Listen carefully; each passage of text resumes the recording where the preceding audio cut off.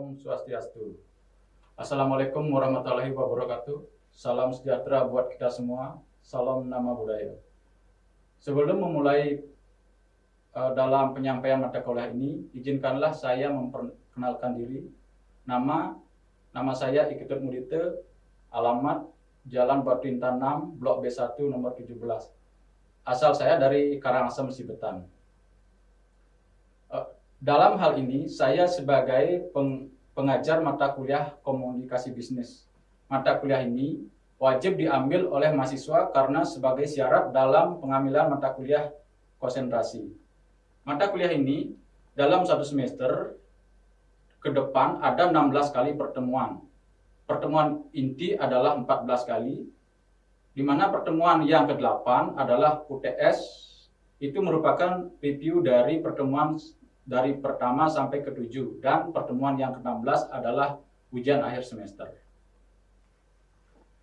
Mata kuliah komunikasi bisnis ini ada 14 bahasan dalam satu semester yang bertujuan untuk mengetahui capaian pemahaman masing-masing pokok bahasan.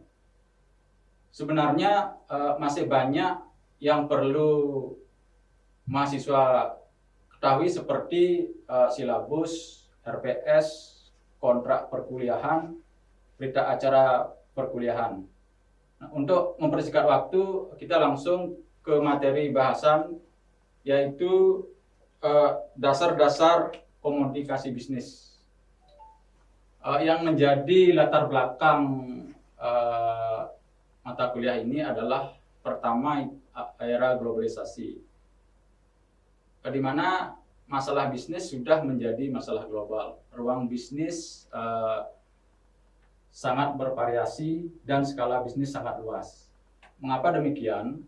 Karena dalam komunikasi bisnis di era global, dunia bisnis dimudahkan dalam komunikasi, apalagi era revolusi 4.0. Sebelum ke materi, di sini kita dimulai dengan pengertian dari komunikasi bisnis. Komunikasi adalah suatu proses penyampaian informasi, pesan, ide, atau gagasan dari suatu pihak kepada pihak lain. Kalau bisnis itu sendiri adalah kegiatan individu yang terorganisir atau bisa dikatakan terorganisasi oleh serangkaian individu untuk menghasilkan suatu produk atau barang untuk dijual. Sedangkan yang dimaksud dengan komunikasi bisnis adalah tukaran gagasan dan informasi yang memiliki tujuan tertentu yang disajikan secara personal atau impersonal melalui simbol-simbol atau sinyal. Melihat gejala yang terjadi, ada beberapa fenomena yang harus dilalui. Pertama, kemajuan di bidang ilmu atau teknologi, di mana sistem dan proses produksi yang efisien mempercepat pembangunan sarana dan prasarana transformasi. Terus yang berikutnya, kemajuan di bidang transformasi informasi, khususnya komunikasi, ini memerlukan informasi yang cepat dan mempengaruhi pola bisnis antar manusia, sehingga pentingnya memahami gejala komunikasi dalam rangka memahami gejala bisnis sangat diperlukan. Bisnis dan komunikasi artinya sama-sama melakukan proses produksi yang menghasilkan komunikasi dan bisnis. Seperti apa yang saya sampaikan tadi, komunikasi itu adalah memproduksi informasi, sedangkan bisnis memproduksi barang dan jasa. Dalam konteks tertentu, informasi termasuk barang dan jasa, misalnya surat kabar, majalah, televisi, dan lain-lain. Bisnis dan komunikasi menyampaikan produksi ke pihak lain. Untuk komunikasi yang disebut dengan komunikator, audience, destination, dan seterusnya. Bisnis, konsumen, klien, atau buyer, dan seterusnya. Sama-sama menimbulkan reaksi dan hambatan yang spesifik. Selanjutnya kita masuk ke sejarah komunikasi.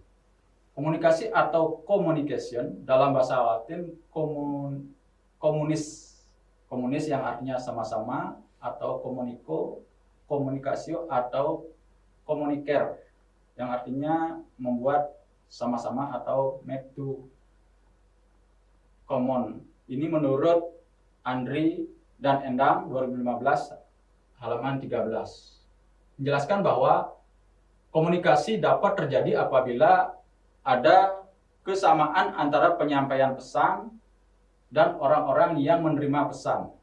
Komunikasi bergantung pada kemampuan kita untuk mendapat memahami satu dengan yang lainnya. Atau dalam bahasa Inggrisnya adalah communication depend on our ability to understand one another. Di sini beberapa pengertian komunikasi dari beberapa sumber yang saya kutip. Yang pertama dari Opland Cangara 2004 halaman 18, yaitu menyebutkan bahwa suatu upaya yang sistematis untuk merumuskan secara tegas asas penyampaian serta pembentukan pendapat dan sikap. Itu menurut Holland.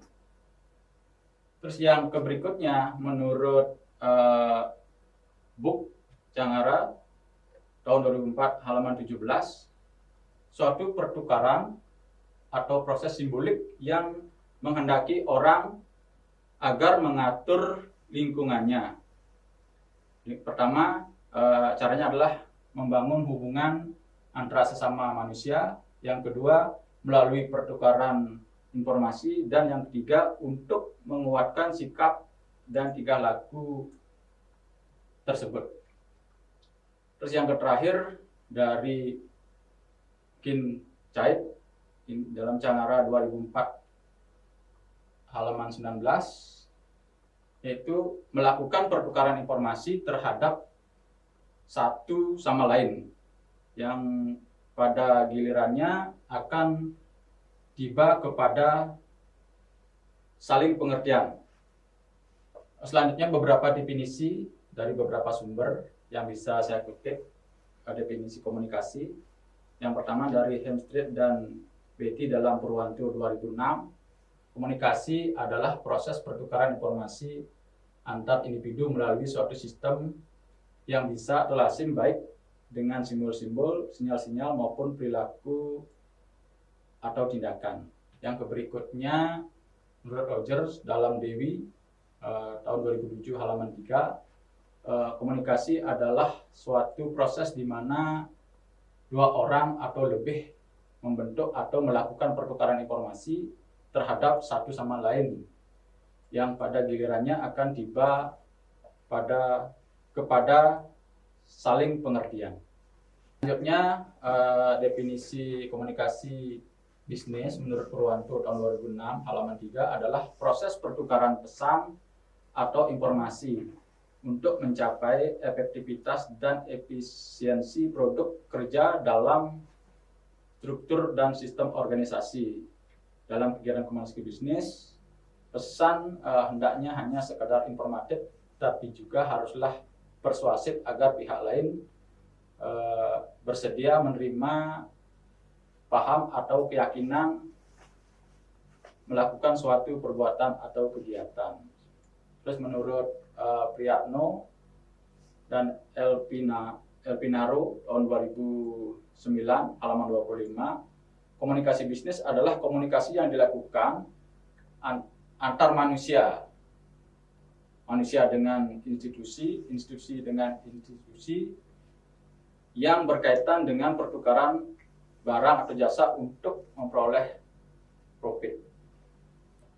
Unsur-unsur yang terkandung dalam komunikasi di sini ada 5 unsur yang dikenal dengan formula 5W plus 1H, yaitu komunikator, pesan, media, komunikan, dan efek.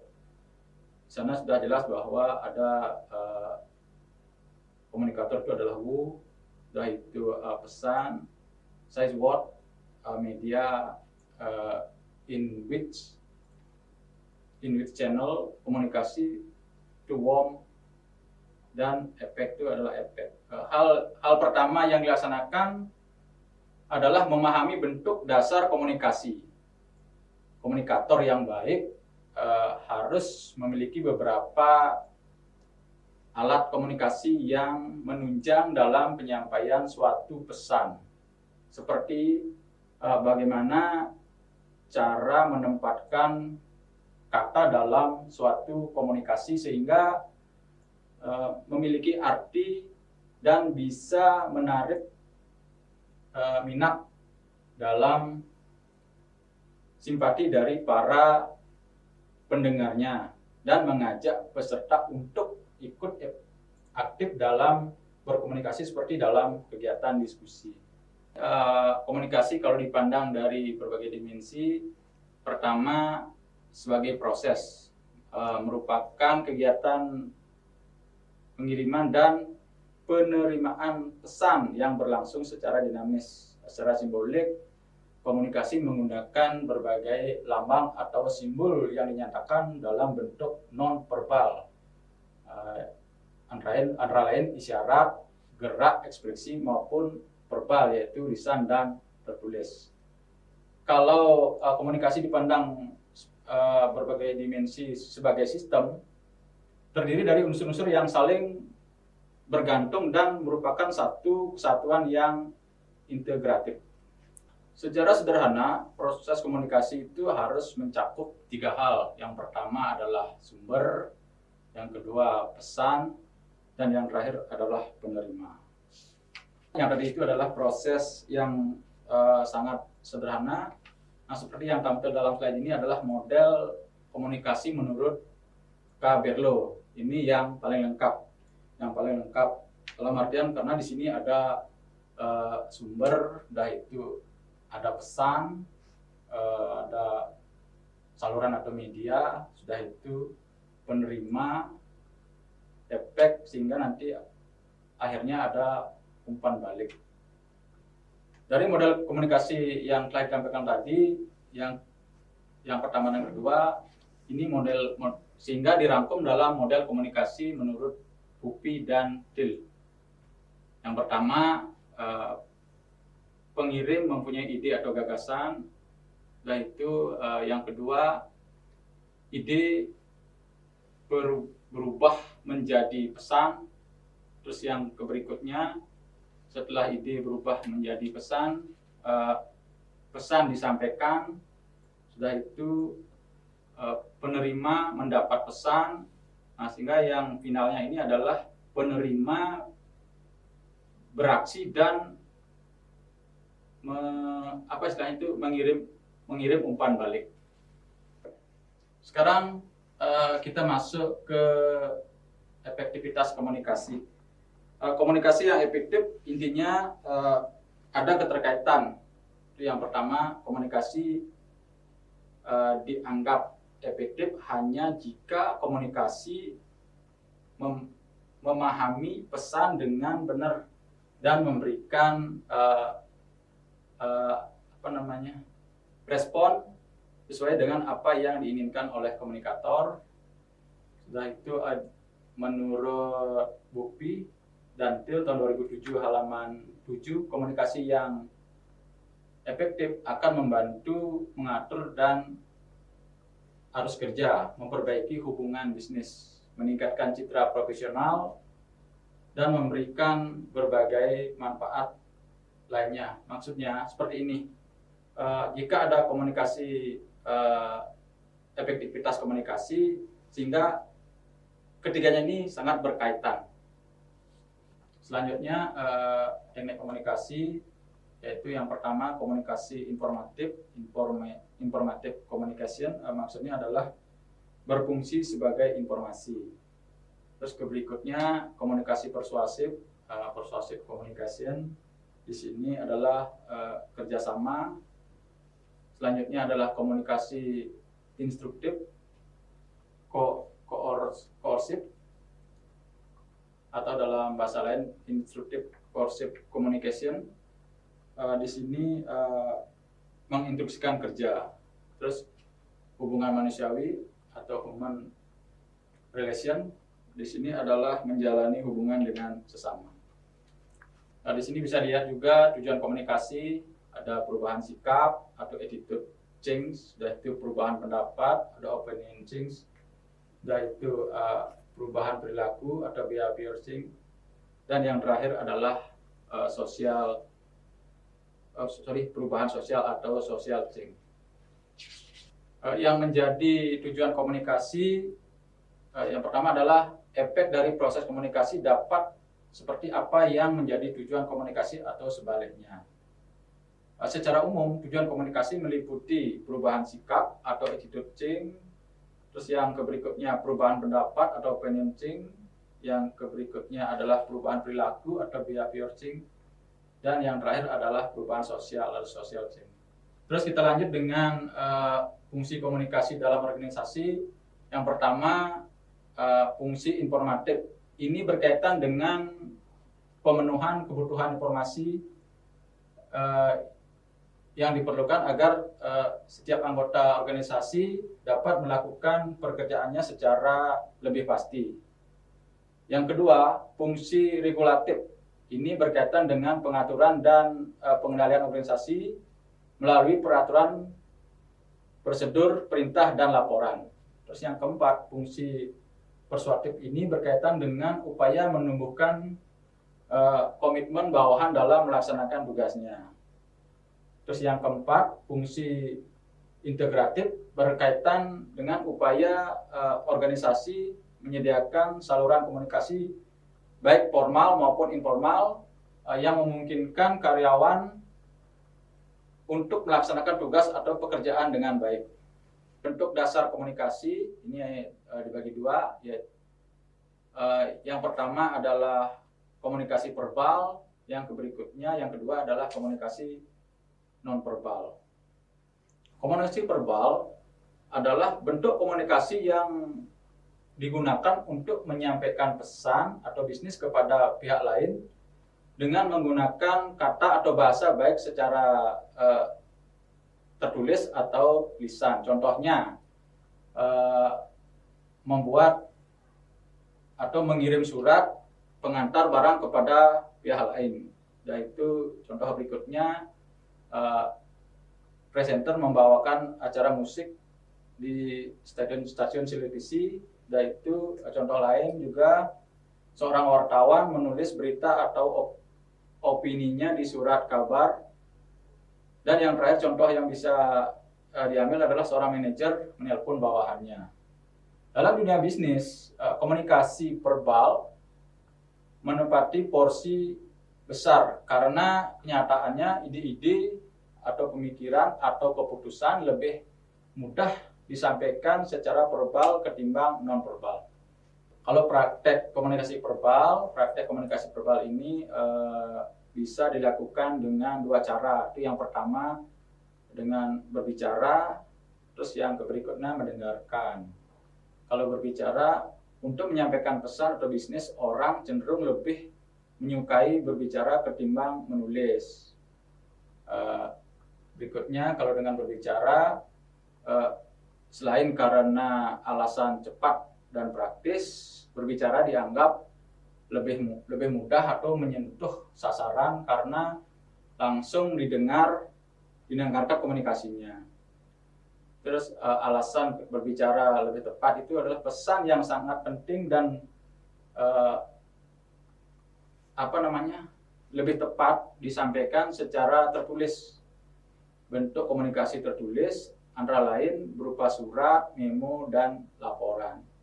Praktek komunikasi verbal yang kedua itu mendengar, atau kata lain adalah listening, dan membaca atau reading. Biasanya ini perilaku bisnis cenderung lebih menerima atau mendapatkan informasi ketimbang menyampaikannya. Terus berikutnya, untuk itu keterampilan mendengar dan membaca sangat diperlukan. Di sini bisa dilihat presentase komunikasi tertulis. Dari menulis di gambar terlihat hanya 9%, sudah itu membaca 16%. terus berbicara 30%, sedangkan yang paling banyak adalah mendengarkan.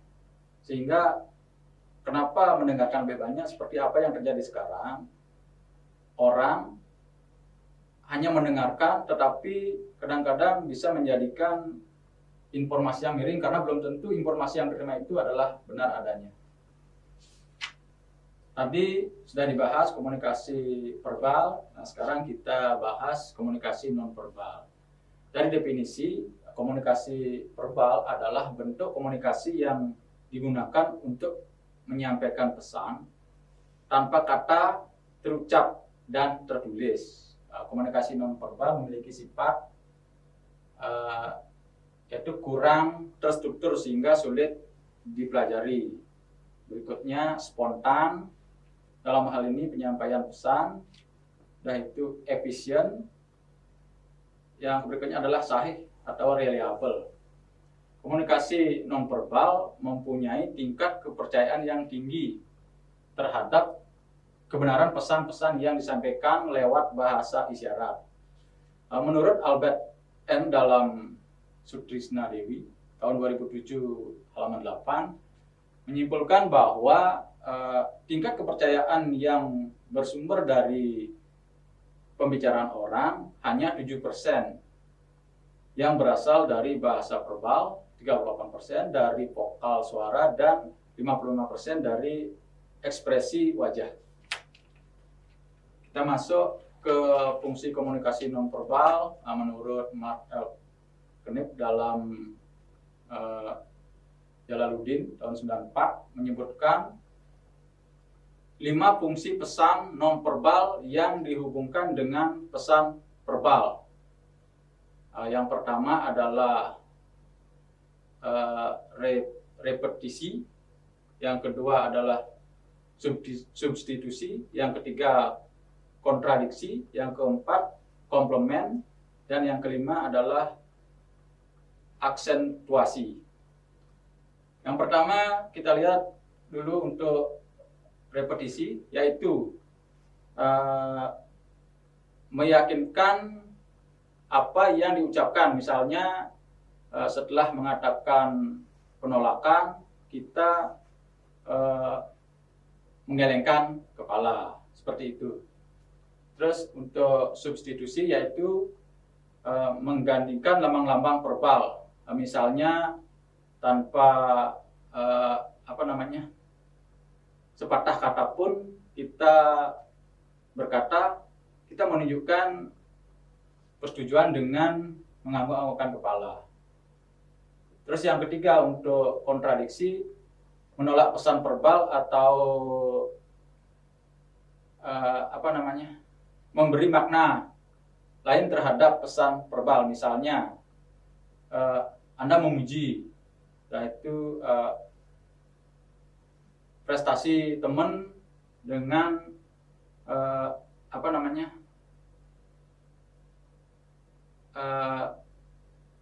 seraya berkata umpamanya begini, oh hebat, kau memang hebat, model seperti itu. Yaitu kalau komplement, yaitu melengkapi dan memperkaya makna pesan non-verbal. Misalnya air muka Anda menunjukkan tingkat penderitaan yang tidak terungkap dengan kata-kata, seperti itu. Terus untuk aksentuasi, yaitu menegaskan pesan verbal atau menggarisbawahinya. Misalnya Anda mengungkapkan betapa jengkelnya Anda dengan memukul meja. Di sini aneka bentuk komunikasi verbal. Kalau bahasa simbol biasanya dengan logo, sudah itu dengan isyarat ataukah dengan gestur, sudah itu sentuhan tangan, seperti bersalaman. Ada contoh lain, umpamanya kita memegang seseorang, memuji seseorang sehingga orang merasa bergembira, model seperti itu. Dan itu dengan ekspresi wajah, umpamanya ekspresi wajah. Kalau umpamanya jidatnya mengkerut, berarti perasaannya kecewa. Dan itu dengan bahasa tubuh apa namanya, orang tersebut kelihatan umpamanya antara, contohnya dia menerima atau tidak menerima, dari sana bisa kelihatan dari bahasa tubuhnya. Sudah itu kalau bahasa sandi seperti ada yang gambar sana pramuka kan ada umpamanya bahasa untuk isyarat untuk istirahat, isyarat untuk duduk dan lain sebagainya. Terus untuk seragam di gambar kelihatan itu adalah gambar tentara, sehingga kalau kita umpamanya di jalan melihat orang seperti pakaiannya di sana, berarti otomatis kepikiran kita adalah TNI. Itu juga kadang-kadang kan polisi sudah menunjukkan ciri khas dari seragam. Ini beberapa ada etika berkomunikasi. Yang pertama menurut Bupi dalam TIL tahun 2007 nomor halaman 31, komunikasi yang beretika terdiri dari semua informasi yang relevan, benar secara aktual, sehat dan tidak menipu dengan cara apapun. Komunikasi yang tidak beretika di sini maksudnya adalah informasi yang salah dan informasi yang menyesatkan. Untuk itu, memastikan komunikasi bisnis yang etis harus melibatkan 3 elemen, yaitu yang pertama individu yang beretika, yang kedua adalah kepemimpinan perusahaan yang beretika, yang ketiga adalah kebijakan dan struktur yang tepat untuk mendukung pemilihan keputusan dan tindakan etis. Ada beberapa hambatan dalam komunikasi. Di sini dilihat hambatan pertama adalah hambatan teknis, yang kedua hambatan semantik, yang ketiga adalah hambatan manusiawi. Maksudnya untuk hambatan teknis yang pertama, hambatan teknis ini timbul karena lingkungan yang memberikan dampak pencegahan terhadap kelancaran pengiriman dan penerimaan pesan. Contohnya ada suara bising umpamanya. Sudah itu cetakan yang tidak jelas, tidak ada sinyal. Itu maksudnya hambatan teknis. Yang kedua hambatan semantik. Semantik dari pengertian itu, semantik adalah pengertian yang diungkapkan lewat bahasa. Hambatan ini terjadi karena salah mengartikan makna. Contohnya orang berbicara dengan bahasa yang berbeda, menggunakan istilah rumit. Terus yang berikutnya untuk hambatan manusiawi yang muncul dari masalah pribadi yang dihadapi, baik komunikator maupun komunikan. Biasanya hambatan ini mencakup baik yang berasal dari perbedaan individu, yaitu manusia, seperti perbedaan persepsi, yaitu umur, yaitu keadaan emosi maupun faktor psikologis seperti prasangka pikiran yang sempit. Ini ada beberapa cara untuk mengatasi hambatan dan memperbaiki komunikasi. Yang pertama yaitu caranya adalah meminimumkan gangguan teknis. Terus yang kedua mengadopsi pendekatan yang berpusat pada penerima. Terus yang ketiga menyesuaikan keterampilan bisnis. Yang keempat adalah memberikan dan merespon umpan balik yang konstruktif. Terus yang keempat adalah menjadi sensitif pada etika bisnis. Dan yang terakhir memanfaatkan teknologi. Ini menurut Bupi dan TIL tahun 2007. Demikian pemaparan singkat untuk materi pertama. Apabila ada pertanyaan, apabila ada yang kurang jelas, ada yang perlu kalian tanyakan, silahkan masuk ke kolom komentar. Untuk itu, saya tutup dengan Parama Santi. Om Santi Santi Santi Om.